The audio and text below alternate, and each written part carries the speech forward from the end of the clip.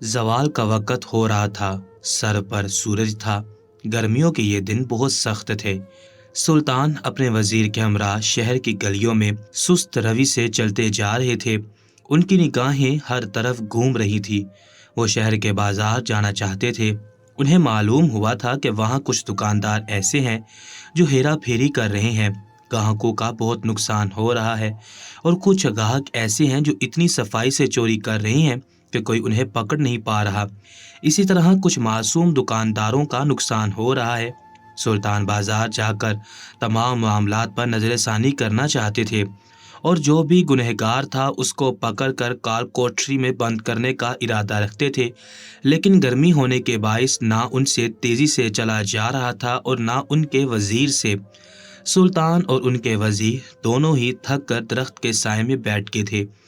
وزیر تھکن سے چور لہجے میں بولا، سلطان معظم، ہمیں گھوڑے لے لینے چاہیے تھے۔ چل چل کر ہمیں اپنی ٹانگیں ٹوٹتی ہوئی محسوس ہو رہی ہیں، اوپر سے اس گرمی نے برا حال کر دیا ہے۔ وہ اپنے ماتھے سے پسینہ صاف کرتے ہوئے بولے، جبکہ سلطان نے وزیر کے کندھے پر ہاتھ رکھا تھا اور تھپ تھپاتے ہوئے بولے، حوصلہ کرو، اللہ تعالیٰ آپ کا حامی و ناصر ہو، پریشان نہ ہو، جلد ہم بازار پہنچ جائیں گے۔ گشت کے دوران گھوڑے لانا بے وقوفی ہی ہے، ہمیں تمام حالات پر نظر رکھنی ہوتی ہے، اور ہم اگر گھوڑے پر بیٹھ جائیں تو پھر لوگوں پر نظر ثانی کرنے کے بجائے ہم زیادہ اپنے گھوڑے کو دیکھیں گے، اس لیے ہم نے پیدل کا انتخاب کیا ہے۔ جبکہ وزیر خاموش ہو گیا تھا۔ وہ پہلے بھی سلطان کے سامنے اف نہیں کہتا تھا، جو بھی حکم آگے سے ملتا تھا اس کو فوراً ہی بجا لاتا تھا۔ پہلی بار آج اس نے اپنے منہ سے کسی چیز کی شکایت کی تھی، اور سلطان نے عام بادشاہوں کی طرح بالکل بھی رد عمل ظاہر نہیں کیا تھا۔ ان کی جگہ کوئی اور بادشاہ ہوتا تو یقیناً وہ بادشاہ اس چیز کا برا مان جاتا اور اگلے کو سخت سے سخت سزا دیتا، یا پھر سخت ترین الفاظ سے نواز دیتا جس سے سامنے والے انسان کو بے حد تکلیف محسوس ہوتی۔ اور ویسے بھی سلطان اپنے خاص وزیر سے بہت محبت سے پیش آتے تھے، انہیں ان کے ساتھ ایک الگ ہی انسیت تھی۔ یہی حال وزیر کا بھی تھا۔ جتنی محبت سلطان اس سے کرتے تھے، اس سے کئی زیادہ محبت وہ سلطان سے کرتا تھا، اس لیے ان کے سامنے ان کے ہر حکم پر خاموشی سے سر جھکا دیتا تھا۔ اس کا کہنا تھا کہ سلطان کبھی غلط نہیں ہو سکتے، ان کے ہر فیصلے، ان کے ہر طریقہ کار سب درست ہوتے ہیں۔ اور سلطان اپنے وزیر کے منہ سے ایسی باتیں سن کر دھیما سا مسکرا دیا کرتے تھے۔ تھوڑی دیر سانس لینے کے بعد ان دونوں نے ایک بار پھر سفر کا آغاز کیا تھا، کیونکہ لوگ اس وقت ہی بازار کا چکر لگاتے تھے تاکہ سبزی اور بھی دیگر سامان آرام سے میسر آ جائے۔ شام تک تمام سامان بازاروں میں ختم ہو جاتا تھا اور لوگوں کو پریشانی کا سامنا کرنا پڑتا تھا، اس لیے سلطان نے بھی یہی وقت مختص کیا تھا۔ ان کا دربار لگانے کا وقت بھی یہی تھا۔ زوال سے کچھ دیر پہلے ہی وہ دربار کا اختتام کرتے تھے، لیکن آج گشت پر آنے کی وجہ سے انہوں نے دربار نہیں لگایا تھا، بلکہ رعایا میں اعلان کیا تھا کہ آج دربار عصر کے وقت لگے گا۔ جس کو بھی اپنا مسئلہ لے کر آنا ہے وہ شام کے وقت آ جائے، ہم اس کا مسئلہ حل کر دیں گے۔ صبح کے وقت ہم مصروف ہیں۔ جبکہ کئی لوگوں نے ناراضگی کا اظہار کیا تھا تو کئی لوگ خوش ہو گئے تھے۔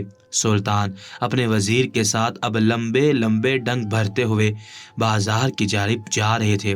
وہ جلد سے جلد واپس آنا چاہتے تھے۔ ظہر ہونے میں بھی کچھ دیر باقی تھی، اور سلطان نماز کے لیے بالکل بھی دیر نہیں کرتے تھے۔ ان کا ماننا تھا کہ جتنی دیر سے نماز ادا کرو گے اتنی ہی دیر سے دعا قبول ہوگی۔ جیسے ہی اذان ہو ویسے ہی نماز ادا کر لو تاکہ تمہاری حاجتیں بھی جلد سے جلد پوری ہو جائیں۔ سلطان اپنے وزیر کے ہمراہ چند پل بعد بازار کے حدود میں داخل ہو گئے تھے۔ ہر طرف گہما گہمی کا عالم تھا۔ دکانوں پر کافی سارے گاہک کھڑے ہوئے تھے۔ سلطان کے چہرے پر ایک خوبصورت مسکراہٹ بکھر گئی تھی۔ وہ سب لوگوں کو بہت ہی خوش ہو کر دیکھ رہے تھے۔ وزیر حیران ہوا اور سلطان کی جانب دیکھتے ہوئے بے چین لہجے میں بولا، سلطان معظم، ہم یہاں کیا کرنے کے لیے آئے ہیں؟ لوگوں کی جانچ پڑتال کرنے، لیکن آپ ان سب کو دیکھ کر مسکرا رہے ہیں۔ سب خیریت تو ہے، یا پھر کوئی پرانی بات یاد آ گئی؟ सुल्तान धीरे धीरे अपने कदम आगे बढ़ाते हुए गंभीर आवाज में बोले, नहीं, ऐसी कोई बात नहीं है। हमें कोई पुरानी बात याद नहीं आई, बस हम थोड़ा माजी में चले गए थे। उनकी आंखों में नमकीन पानी जमा हो रहा था। वजीर बेसाख्ता बेचैन हुआ था और सुल्तान का हाथ थामते हुए बोला, सुल्तान मुअज्जम, आपकी बात का क्या मतलब है? कैसा माजी? और आपकी आंखों में ये नमी कैसी? उसके लहजे में तड़प सुल्तान को बताने के लिए काफ़ी थी कि जिस दर्द से अभी वो गुजर रहे हैं, शायद वजीर उनकी तकलीफ महसूस करने की कोशिश कर रहा है, इसीलिए उसके लहजे में इतनी तड़प है। सुल्तान वजीर की जानिब देखते हुए बोले, कुछ साल पहले जब हम बाजार का गश्त करने के लिए आए थे तो इन दुकानों पर चंद एक ग्राहक ही मौजूद थे, और वजह पूछी तो सबने यही कहा था कि हमारे पास इतना पैसा रुपया नहीं है। ये बोलकर उन्होंने अपनी आंखों से निकलता हुआ आंसू साफ किया था और वजीर के चेहरे को देखकर मुस्कुराए थे। लेकिन अब खुदा का शुक्र है कि उसने मेरी रियाया को एक बेहतरीन मुकाम पर पहुंचा दिया है, जो वो आराम से बाजारों से अपना सामान खरीद रही है। जबकि वजीर सुल्तान की ये बात सुनकर बोला, ये सब आपकी बदौलत है सुल्तान मुअज्जम। अगर आप शाही जिंदगी गुजार रहे हैं तो आपने बिल्कुल भी अपनी राय को तनहा नहीं छोड़ा, बल्कि उनके लिए इतने बड़े बड़े कदम उठाए हैं जो कोई भी बादशाह नहीं उठा था। इन लोगों के रोजगार का बंदोबस्त किया है, अपने महल में ही कितने बेरोजगारों को काम दिया है। भला आपका मुकाबला कोई कर सकता है? आपने अपनी राय को मालदार कर दिया और उसका इल्म आपको है ही नहीं। जबकि सुल्तान ने सर नीचे करके नफी में हिलाया था और एक बार फिर मोहब्बत से चूर लहजे में बोले, हरगिज नहीं, हमारी राय बहुत मेहनत कश है, जभी तो आज यहाँ पर मौजूद अपने पैसों से अपना सामान खरीद रही है। ये बोलते ही उनकी निगाहें एक दुकान पर पड़ी थी। उसने बहुत ही सफाई के साथ तराजू के नीचे मकनातीस लगाया था, जबकि सुल्तान ने गुस्से से मुठियां भींच ली थी और वजीर के साथ उस दुकान के जाने बढ़े थे। उस तराजू में उसने बहुत कम सामान डाला था और उजरत पूरे सामान की ली थी, लेकिन सुल्तान खामोश रहे थे। उस शख्स के जाते ही उस दुकानदार ने सुल्तान और वजीर की जानिब देखकर कुछ लेने का पूछा था, जबकि सुल्तान फौरन बोले, आपको मालूम है जन्नत और दोज़ख अल्लाह ताला ने क्यों बनाई है? वो शख्स जो अपना सामान नीचे से उठाकर अपनी रेडी पर रख रहा था, यकदम ही चौंक कर सुल्तान की जानिब देखने लगा था। वो कुछ कहता इससे पहले ही सुल्तान बोले, अल्लाह ताला ने जन्नत और दोज़ख अच्छे और बुरे आमाल करने वालों के लिए बनाई है। जो शख्स धोखा और फरेब करेगा, लोगों से सामान की उजरत पूरी लेकर उसको सामान आधा देगा, उस शख्स पर अल्लाह ताला का अजाब नाजिल होगा और उसको दोज़ख की आग में झुलसाया जाएगा। ये दुनिया आर्जी है, जल्द खत्म हो जाएगी। हम यहाँ चंद दिन के मेहमान हैं। एक पैदा होगा तो एक दुनिया से जाएगा, दूसरा पैदा होगा तो दूसरा दुनिया से जाएगा। इसी तरह ये सिलसिला चलता रहेगा और वो अगले जहां हमें ताहयात रहना है, अगर किसी शख्स को जहन्नुम में डाल दिया जाएगा तो वो सारी जिंदगी उस दोज़ख में ही जलता रहेगा। जबकि वो रेडी वाला अपनी जगह पर खड़ा कांपने लग गया था। सुल्तान के बताने का अंदाज ही कुछ निराला था कि जो भी शख्स उनकी बात सुनता मुतासिर हुए बगैर रह नहीं पाता था। वजीर भी सुल्तान की जानिब ही देख रहा था। सुल्तान मजीद बोले, जो तुमने किया है अभी उस आदमी के साथ, अपने तराजू के नीचे तुमने मकनातीस लगाया है, मेरे दोस्त ये गुमराही है। अल्लाह ताला तुम्हें ढील दे रही हैं। बस इतना जान लो कि तुम्हारे दिल पर मोहर तो नहीं लगा दी गई, क्योंकि अगर तुम्हारे दिल पर मोहर लगा दी गई है तो तुम चाहकर भी अपनी इस हरकत से बाज नहीं आओगे और चंद पैसे बचाने के चक्कर में तुम अपने लिए दोज़ख में बड़े बड़े महल बना लोगे। इसलिए बेहतर है कि ये चंद पैसे ना बचाओ और जन्नत में अपने लिए महल बनाओ। उम्मीद करता हूँ कि तुम्हें मेरी बात समझ आ गई होगी और आइंदा से ख्याल रखना, जो तुमने किया है उसकी शिकायत यहाँ के बादशाह सुल्तान के पास भी जा सकती है और फिर जो सजा वो तुम्हारे लिए मुख्तस करेंगे वो बहुत कठिन होगी, जो तुम बर्दाश्त नहीं कर पाओगे। जबकि वो शख्स खामोशी से सर झुका चुका था। उसने सुल्तान के साथ ना कोई बदतमीजी की थी और ना ही कोई दूसरी बात की थी। सुल्तान वजीर के हमरा आगे बढ़ गए थे। काफी दूर जाकर उन्होंने पलट कर देखा تو وہ سبزی والا اس مقناطیس کو کچرے میں پھینک رہا تھا۔ ان کے چہرے پر ایک دلفریب مسکراہٹ آ گئی تھی۔ بے شک مومن اگر واپس راہ راست پر آ جائے تو اللہ تعالیٰ اسے معاف کر ہی دیتا ہے، اور اصل مومن ہی وہ ہے جو گناہ کرنے کے بعد توبہ کر لے۔ سلطان ابھی بیچ بازار میں ہی پہنچے تھے کہ اچانک ہی انہیں ایک ڈگڈگی کی آواز آئی تھی۔ کوئی انسان تیز آواز میں سب کو اپنی جانب متوجہ کر کے بول رہا تھا، اور سانپ دیکھ لو، میرا بڑا سانپ دیکھ لو، اس کا کرتب دیکھ لو۔ سلطان اور وزیر یکدم ہی اپنی جگہ پر زنجیر ہو گئے تھے۔ انہوں نے پلٹ کر دیکھا اور ایک اونچا لمبا شخص جس کا قد 6 فٹ سے نکلتا تھا اور وہ ہاتھ میں ڈگڈگی تھامے سب کو متوجہ کر رہا تھا۔ اس کے پاس ایک تھیلا موجود تھا، یقیناً اس میں ہی وہ سانپ بھی تھا۔ سلطان اور وزیر دونوں ہی اس جانب بڑھے تھے۔ کافی ساری عورتیں اس آدمی کے گرد گہرا لگا کر کھڑی ہو گئی تھی۔ اس نے اپنے تھیلے کو زمین پر رکھ دیا تھا اور فوراً ہی سانپ اس ٹوکری سے نکال کر لوگوں کو دکھانے لگا تھا۔ وہ سانپ یک دم ہی ٹہرا میڑا ہو کر سیدھا ہو جاتا تھا۔ اس سپیرے سے بے ساختہ وہ سانپ چھوٹ گیا تھا۔ سلطان اور وزیر دونوں کی آنکھیں بڑی ہو گئی تھی، کیونکہ رعایا کے بہت سارے لوگ اس کے گرد کھڑے ہوئے تھے۔ اگر وہ سانپ کسی کو بھی ڈس لیتا تو نقصان ان کی رعایا کا ہی ہونا تھا۔ بے شک وہ سپیرا اپنا کرتب دکھا رہا تھا، اپنی روزی کما رہا تھا۔ سلطان اس کو روک نہیں سکتے تھے، مگر یہ عمل غلط تھا۔ اچانک ہی ایک عورت تیز تیز چلانے لگی۔ سبھی اس کی جانب متوجہ ہو گئے۔ اس نے ہڑبڑاہٹ میں آ کر ایک برقع اتار دیا تھا اور روتے ہوئے لوگوں سے بچاؤ بچاؤ کی اپیل کرنے لگی تھی۔ سلطان اور وزیر دونوں آگے بڑھے تھے، لیکن اس سے پہلے اس سپیرے نے اس عورت کی شلوار میں ہاتھ ڈالا تھا اور جلدی سے اندر موجود سانپ کو پکڑ کر باہر نکال لیا تھا۔ سلطان اور وزیر نے سکون کا سانس خارج کیا تھا۔ وہ عورت روتے ہوئے بے ہوش ہو گئی تھی۔ یہ کوئی چھوٹی بات نہیں تھی۔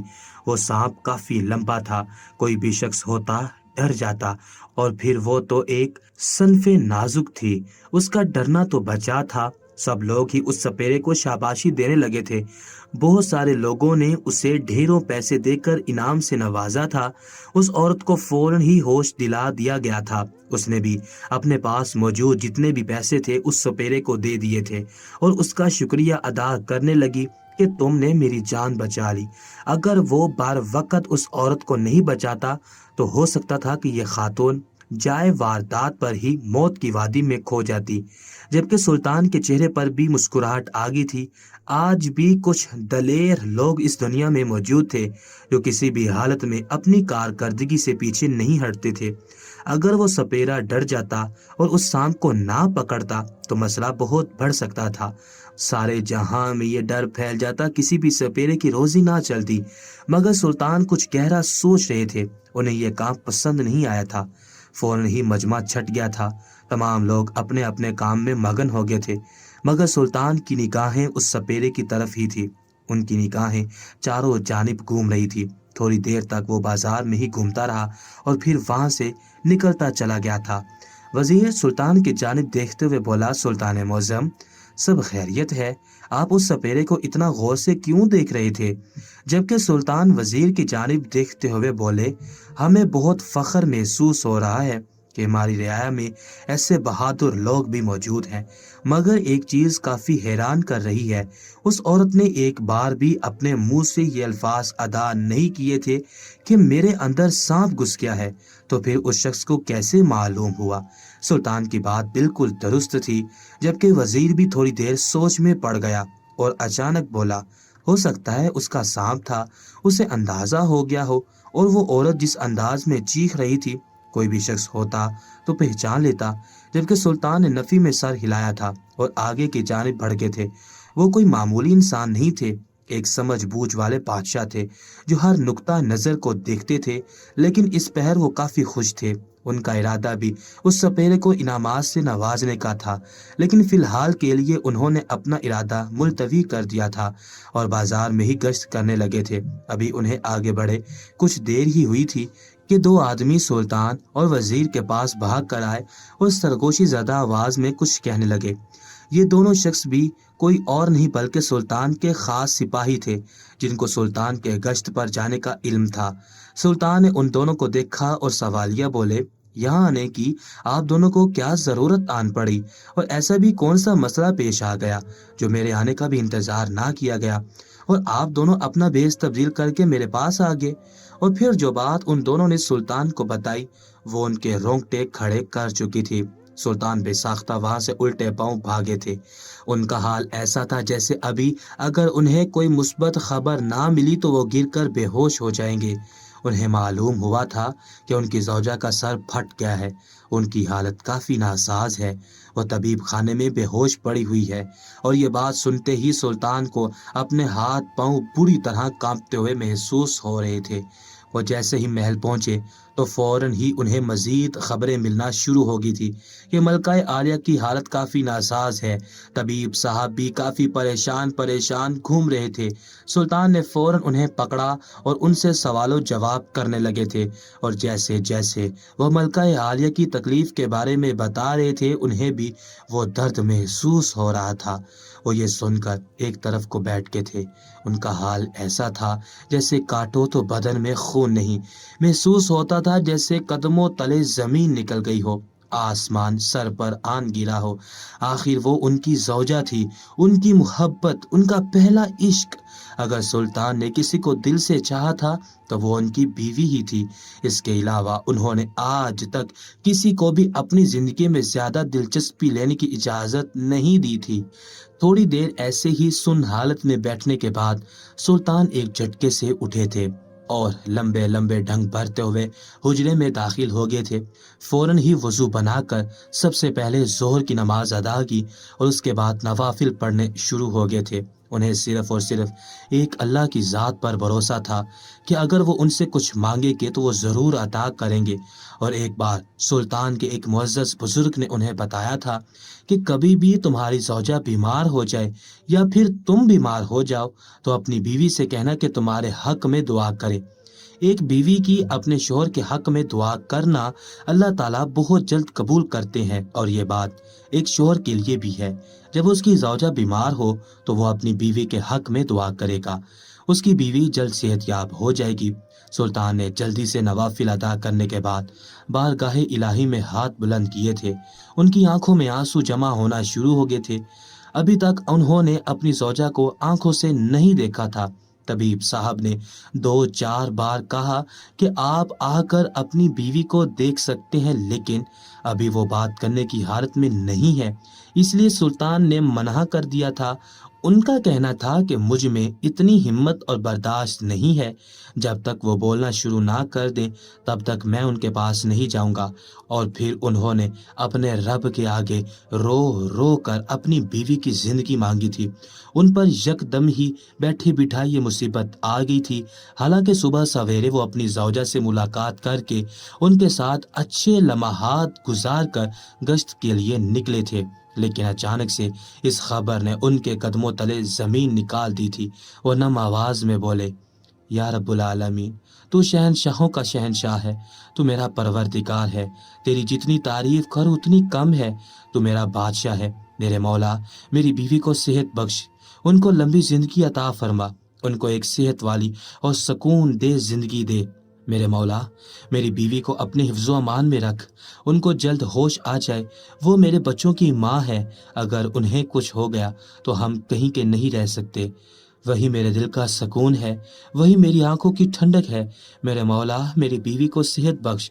وہ کافی دیر تک اپنی بیوی کے لیے دعا مانگتے رہے تھے، اور کہتے ہیں نا، جو شخص اپنے اللہ سے شدت سے کوئی چیز مانگتا ہے وہ ضرور عطا کرتا ہے، اور ایسا ہی حال سلطان کے ساتھ ہوا تھا۔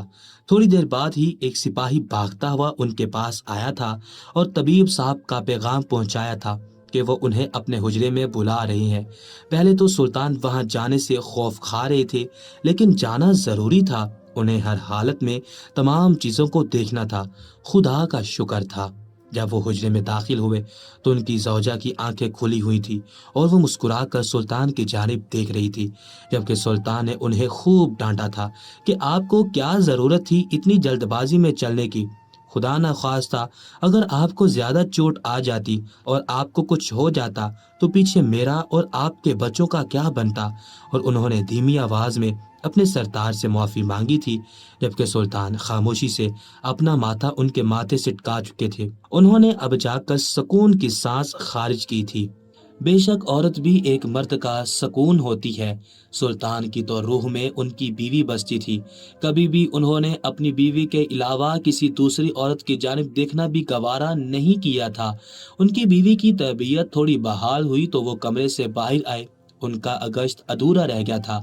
وہ صرف اور صرف ایک دکاندار کو ہی راہ راست پر لا سکے تھے، حالانکہ انہیں علم تھا کہ ایسی حرکتیں بہت جگہ ہو رہی تھی۔ بازار بہت بڑا تھا اور وہاں پر کئی ریڑھی والے تھے۔ وہ اپنی زوجہ کا دل کافی دیر تک بہلاتے رہے تھے۔ کچھ دیر بعد وہ اپنی زوجہ کو اپنی باہوں میں بھر کر خواب گاہ میں لے آئے تھے۔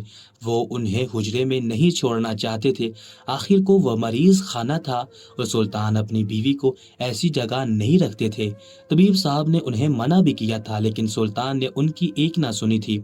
ان کا کہنا تھا کہ وہ اپنی بیوی کا خیال اپنے آپ رکھ سکتے ہیں، اور اگر وہ خود اپنی بیوی کا خیال نہ رکھ سکے تو کم از کم اپنی کنیزوں کو ہی حکم دے دیں گے۔ تب کہیں جا کر طبیب صاحب مطمئن ہوئے تھے۔ اگلی صبح سلطان کافی پریشان نظر آ رہے تھے۔ انہیں گشت پر جانا تھا، لیکن نہ کل دربار لگا سکے تھے اور نہ آج۔ انہیں کوئی آثار محسوس ہو رہا تھا۔ وزیر ان کے قریب ہی کھڑا ان کے پریشان چہرے کو دیکھ رہا تھا۔ وہ اپنے مخصوص کمرے میں بیٹھے گہری سوچ میں مبتلا تھے۔ وزیر ان کی جانب دیکھتے ہوئے بولا، سلطان معظم، آپ اتنا پریشان کیوں ہوتے ہیں؟ ہم اعلان کروا دیتے ہیں کہ عصر کے بعد دربار لگایا جائے گا۔ آپ سب عصر میں آ جانا۔ جبکہ سلطان سر نفی میں ہلاتے ہوئے بولے، نہیں وزیر محترم، مسئلہ یہ نہیں ہے۔ عصر کے وقت بھی ہم دربار لگا سکتے ہیں، لیکن کل کا واقعہ آپ کو یاد ہے نا؟ کل کس طرح ہماری زوجہ کی حالت خراب ہوئی تھی۔ کہیں اللہ تعالیٰ ہم سے ناراض تو نہیں ہو گیا کہ ہم کسی اور مسائل کی وجہ سے اتنے سارے لوگوں کو چھوڑ کر بازار کی جانب چل پڑے؟ ہم دور تک کی سوچ رہے ہیں۔ جبکہ وزیر خاموش ہو گیا تھا۔ اس نے پہلے بھی سلطان کے معاملات میں دخل اندازی نہیں کی تھی اور نہ ہی وہ آج کرنا چاہتا تھا۔ اس کو سلطان کی بات تو سمجھ میں نہیں آئی تھی، لیکن اس نے خاموشی سے سر جھکا دیا تھا۔ اس کا یہ عمل سلطان کو بہت پسند تھا کہ وہ کبھی بھی ان کے فیصلے میں ان کے ساتھ بحث نہیں کرتا تھا۔ انہوں نے سب سے پہلے دربار لگانے کا حکم دیا تھا۔ وہ جانتے تھے کہ اگر وہ دربار لگائیں گے تو وہ کافی تھک جائیں گے، لیکن انہوں نے اس بار اپنی تھکن کی پرواہ نہیں کی تھی۔ انہوں نے صرف اور صرف اپنی رعایا کے بارے میں سوچا تھا، اور ان کی سوچ کے بالکل ٹھیک مطابق آج دربار میں معمول سے ہٹ کر بہت زیادہ رش تھا۔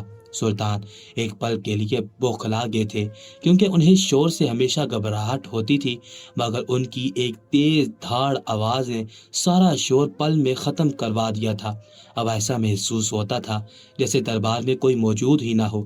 جو شخص اپنا مسئلہ سنا رہا تھا، اس کی ہی آواز دربار میں گونج رہی تھی، جبکہ سلطان اب آسانی سے لوگوں کے مسائل حل کرنے لگے تھے۔ آج انہوں نے ناشتہ بھی نہیں کیا تھا، کیونکہ فیصلہ لینے میں ہی کافی وقت گزر گیا تھا۔ اگر وہ ناشتہ کرنے بیٹھ جاتے تو دربار مزید دیر سے لگتا اور باہر موجود رعایا مزید ہلکان ہو جاتی۔ جلدی جلدی انہوں نے لوگوں کے مسائل حل کیے تھے، کسی کو بھی خالی ہاتھ واپس نہیں لوٹایا تھا، اور جو چند لوگ باہر ہی موجود تھے اور اپنی باری کا انتظار کر رہے تھے، سلطان نے براہ راست ان سب سے معافی مانگی تھی اور اپنی پریشانی بتائی تھی کہ وہ ایک ضروری کام میں تھوڑا الجھ گئے ہیں۔ انہیں جلد آج دربار کا اختتام کرنا ہوگا، لیکن جو لوگ ابھی رہ گئے ہیں وہ اداس نہ ہو۔ عصر کے بعد ہم ایک بار پھر دربار لگائیں گے اور لوگوں کے مسائل بھی لازمی حل کریں گے، کیونکہ ہمیں اپنی رعایا کا بہت خیال ہے۔ آخر کو ہماری رعایا اتنا انتظار کرتی ہے، اور پھر دربار نہ لگے تو برا لگتا ہی ہے۔ سلطان نے تمام لوگوں کو آگاہ کرنے کے بعد دربار کا دروازہ بند کر دیا تھا۔ جلدی سے اپنے مخصوص کمرے میں آ کر اپنا لباس تبدیل کیا تھا۔ انہیں بازار کی بہت فکر ہو رہی تھی۔ بہت سارے لوگ نقصان میں جا رہے تھے۔ سلطان نے چند سال میں ہی اپنی سلطنت کے معاشی حالات کو بہتر بنا دیا تھا، لیکن اب کچھ لوگ ایسے تھے جو اس معاشی حالات کو ایک بار پھر خراب کرنا چاہتے تھے۔ اب حال ایسا ہو گیا تھا کہ لوگ ذرا سی لالچ میں اپنا ایمان بیچنے کو تیار ہو جاتے تھے، اور سلطان ایسا نہیں چاہتے تھے، اس لیے انہوں نے تمام چیزوں پر قابو پانے کے بارے میں سوچ رکھا تھا۔ کل کی طرح کا لباس انہوں نے آج بھی زیب تن کیا تھا اور اپنے وزیر کے ہمراہ بازار کی جانب چل پڑے تھے۔ بازار میں داخل ہوتے ہی کل جیسا ماحول دیکھ سلطان کو سکون ملا تھا۔ ان کی واحد سلطنت تھی جو معاشی طور پر کافی بہتر ہو گئی تھی، ورنہ ان کی نسل سے جتنے بھی بادشاہ گزرے تھے ان سب میں رعایا کے معاشی حالات بہت ہی بدتر تھے۔ سلطان کی زہریک نگاہیں ہر ریڑھی والے کی دکان پر تھی، کسی کو بھی غلط کاری کرتا ہوا وہ برداشت نہیں کر رہے تھے۔ جو بھی شخص ان کی نگاہوں میں آ رہا تھا اس کے قریب جا کر اس کا گناہ اس کو بتا رہے تھے اور ساتھ میں تبلیغ بھی کر رہے تھے کہ تم غلط ہو، اللہ تمہیں معاف نہیں کرے گا۔ سلطان نے کسی ایک کے ساتھ بھی بدتمیزی نہیں کی تھی اور نہ ہی کسی گاہک کے سامنے اس دکاندار کا گناہ بتایا تھا۔ وہ پردہ رکھنے والے انسان تھے، ان کا ماننا تھا کہ آج میں کسی کے گناہ پر پردہ رکھوں گا تو کل اللہ میرے کسی گناہ پر پردہ رکھے گا۔ یہ معاملہ اس کا اور اس کے رب کا تھا، اس لیے سلطان صرف سمجھانے کا کام سر انجام دے رہے تھے۔ ابھی وہ ان سب چیزوں میں ہی مصروف تھے کہ اچانک ہی ان کے کان کے پردوں میں ایک بار پھر ڈگ ڈگی کی آواز گونجی تھی۔ کیا ایک بار پھر وہی سپیرا اس بازار میں آ گیا تھا؟ یہ سوچ کر سلطان بے ساختہ مڑے تھے۔ کل والا سپیرا ہی بازار میں ڈگڈگی بجا کر لوگوں کو اپنی جانب متوجہ کر رہا تھا، اور کل کی طرح ہی کئی عورتیں اس کے گرد گہرا بنا کر کھڑی ہوئی تھی، اور بہت سارے مرد بھی شوق میں اس سپیرے کے قریب ہی کھڑے تمام معاجرات دیکھ رہے تھے۔ وزیر نے پریشان ہو کر سلطان کی جانب دیکھا تھا، جبکہ سلطان کے چہرے پر بھی چٹانوں جیسی سختی آ گئی تھی۔ وہ وزیر کے ہمراہ ہی اس سپیرے کے قریب بڑے تھے، انہیں بہت غصہ آ رہا تھا۔ کل کی ہوئی حرکت وہ ابھی تک بھولے نہیں تھے۔ وہ عورت بال بال بچی تھی، اگر اس سپیرے کو علم نہ ہوتا تو وہ سانپ اس عورت کا حال برا کر سکتا تھا۔ وہ سپیرا لوگوں کو سانپ دکھا رہا تھا، لیکن اچانک ہی کل کی طرح اس کے ہاتھ سے سانپ چھوٹ گیا تھا۔ سلطان بے چین ضرور ہوئے تھے، لیکن ان کی نگاہیں اس سانپ کو ڈھونڈنے پر نہیں تھی بلکہ اس سپیرے کے چہرے پر تھی۔ وزیر تو کافی بھوکلا گیا تھا، وہ کل کی طرح سانپ کو تلاش کرنے لگا تھا، کیونکہ کسی بھی رعایا کو نقصان پہنچتا تو تکلیف سلطان کو ہونی تھی، اور وزیر ایسی کوئی بھی حرکت سلطان کے سامنے نہیں ہونے دے سکتا تھا جس سے ان کا بادشاہ سلامت تکلیف میں آتا۔ جبکہ سلطان کٹر بنے اس سپیرے کے چہرے کو ہی دیکھ رہے تھے، اس کی زہریک نگاہیں ایک عورت کی جانب ہی تھی، اور سلطان یہی سمجھ گئے تھے کہ یہ انسان کیسی نیت کا مالک ہے۔ اس کے رنگ ہر پل کے بعد تبدیل ہو رہے تھے۔ کل کی طرح ایک عورت اچانک ہی اپنے کان پر ہاتھ رکھ کر خوف سے چیخنے لگی تھی۔ ڈر اور خوف کے مارے اس نے اپنا برقع بھی اتار دیا تھا، اور فوراً ہی وہ سپیرا آگے بڑھا تھا اور کل والی حرکت کر ڈالی تھی۔ اس عورت کی شلوار میں اس نے وہ اپنا سانپ نکال کر فوراً ٹوکری میں بند کر دیا تھا۔ لوگ اس کو فوراً سہرانے لگے تھے، اس کے لیے تالیاں پیٹنے لگے تھے، اس کو انعامات سے نوازنے لگے تھے۔ کچھ نے تو اسے گلے لگا کر شکریہ ادا کیا تھا۔ اس عورت کا خاوند بھی اس سپیرے کا شکر گزار تھا کہ اس نے اس کی بیوی کی جان بچا لی، لیکن سلطان نے جو منظر اپنی آنکھوں سے دیکھا تھا اس کے بعد سے ان کا دل اور دماغ تبدیل ہو گیا تھا۔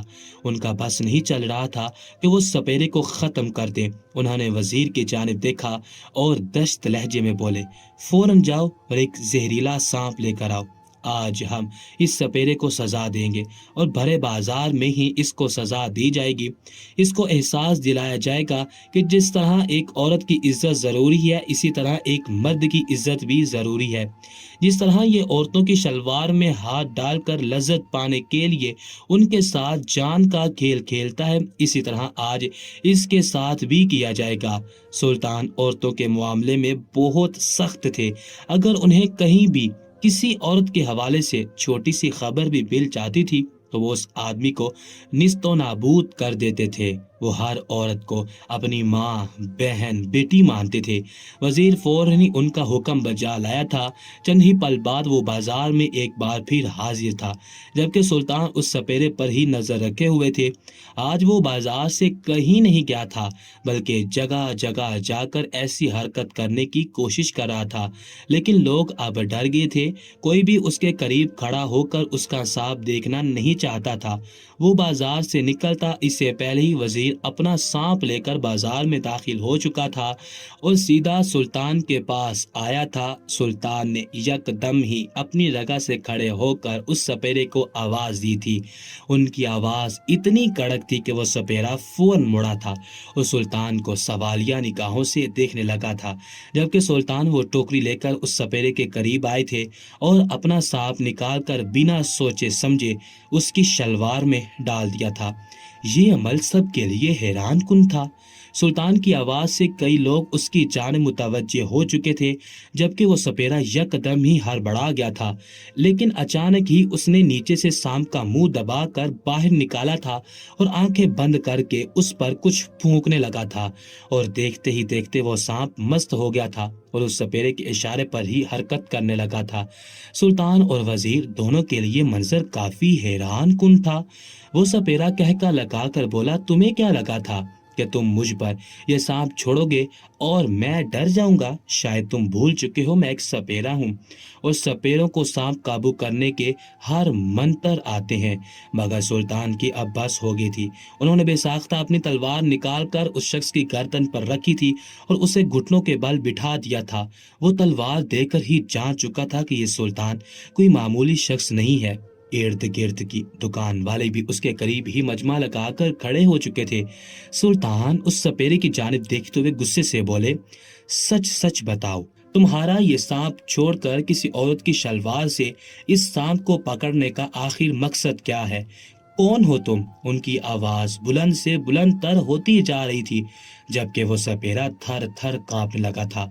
वो मजीद खामोश रहता इससे पहले ही सुल्तान ने अपनी तलवार का जोर उस पर बढ़ा दिया था और वो फौरन ही कांपते हुए बोला, मैं यहूदी मुल्क से आया हूँ। उसकी आवाज अचानक ही भारी हो गई थी। मुझे यहाँ जासूसी के लिए भेजा गया है।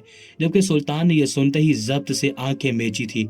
वो शख्स उन्हें पहली दफा में ही ठिठकने पर मजबूर कर चुका था और बार बार एक गलती को दोहराना इसका मतलब साफ था कि यह काम जानबूझकर किया जा रहा है, क्योंकि कोताही सिर्फ एक बार होती है, बार बार अनजाने में नहीं, जानकर किए जाने वाले अमल होते हैं।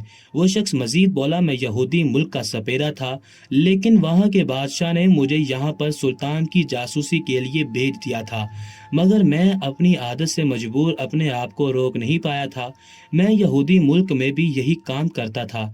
मेरी शादी अभी तक नहीं हुई है और जज्बात के हाथों मजबूर होकर मैं ये अमल करता हूँ, लेकिन वादा करता हूँ कि अब दोबारा ऐसी गलती नहीं करूँगा और यहाँ से जल्द ही वापस यहूदी मुल्क लौट जाऊँगा। मगर सुल्तान ने बिना सोचे समझे उसकी गर्दन धड़ से जुदा कर दी थी। वो गद्दारी करने वालों को मुआफ नहीं करते थे। उनका कहना था कि गद्दारी करने वालों को एक और मौका देकर उन्हें बढ़ावा देने के बराबर होता है। सब लोग सुल्तान को हैरान होकर देख रहे थे कि बिना सोचे समझे ये शख्स ऐसे कैसे उसकी गर्दन उड़ा सकता है।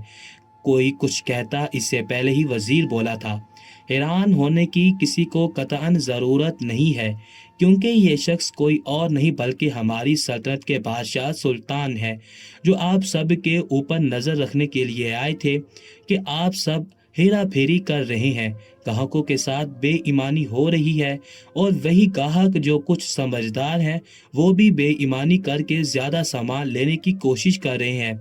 यह बोलकर वजीर खामोश हुआ था, जबकि सुल्तान उन सब की जानिब देखते हुए वही कलिमात दोहराने लगे थे कि जो शख्स हेरा फेरी करेगा, रिश्वत लेगा, जुआ खेलेगा, जिनाकारी करेगा या फिर धोखा देगा, उन सब के लिए अल्लाह ताला ने महज एक ही सजा तजवीज़ की है, और बेशक ये दुनिया आर्जी है और दूसरा जहां तहायात कायम रहने वाला है। इसलिए अपनी हरकतों से बाज आ जाओ। अगर मैंने दोबारा यहाँ पर यह काम होता हुआ सुना या ये काम होता हुआ देखा तो मैं किसी को माफ नहीं करूँगा, बल्कि इस सपेरे की तरह ही उसकी गर्दन भी धड़ से जुदा कर दूंगा। शायद یہ اللہ تعالیٰ کی طرف سے تھا انہیں جو یہاں بھیجا گیا تھا، اور صرف انہیں اس سپیرے کو پکڑنے کے لیے ہی بھیجا گیا تھا، کیونکہ وہ یہ کام آج سے نہیں کر رہا تھا بلکہ وہ یہ کام کافی عرصے سے کر رہا تھا۔ لوگوں کو تکلیف پہنچا رہا تھا، عورتوں کی عزت سے کھیل رہا تھا، اور سلطان نے اسی پل اسے ختم کر کے یہ بات ثابت کر دی تھی کہ اللہ تعالیٰ جب انسان کی رسی کھینچنے پر آتا ہے تو پھر اسے کہیں کا نہیں چھوڑتا۔ سلطان کے سمجھانے اور درس دینے پر لوگوں کی عقل ٹھکانے آ گئی تھی، اور ان لوگوں نے اپنے ہر برے اعمال کو چھوڑ کر ایمانداری کے ساتھ اپنا کاروبار شروع کر دیا تھا۔